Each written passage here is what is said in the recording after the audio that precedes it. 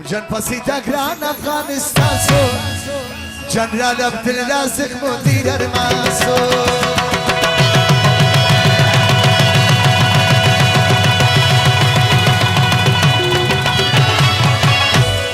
جن پسیده گران افغانستان سو جنرال عبدالرازق مدیر ارمان سو جنرال عبدالرازق مدیر ارمان سو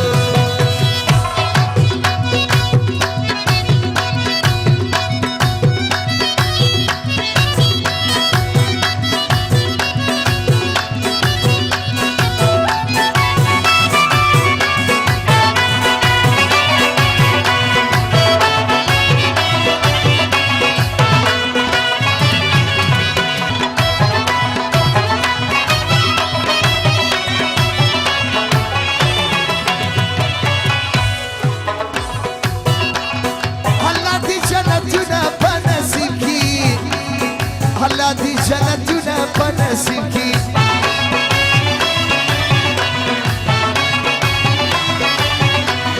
الله دی جنتونه په نصیب کی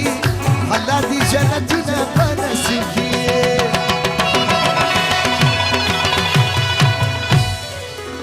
صدا به سنگین بچا عبدالوزر بخش دغه فرمایش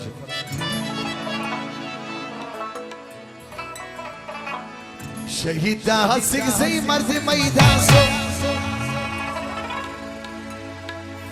جنرال عبدالرازق مدیر ارمان سو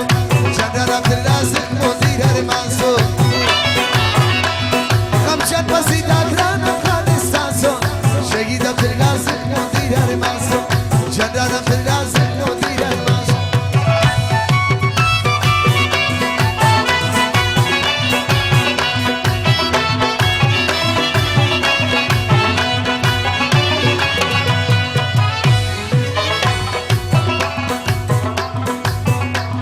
وطن ته د خپل سر قرباني کړې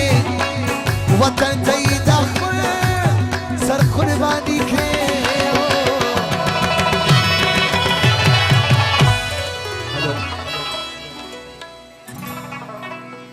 هرمان می د مخکشه د کاروان سو جنرال عبدالرازق مدیر ارمان سو خمشن پسیده گران افغانستان سو جنرال عبدالرازق مدیر ارمان سو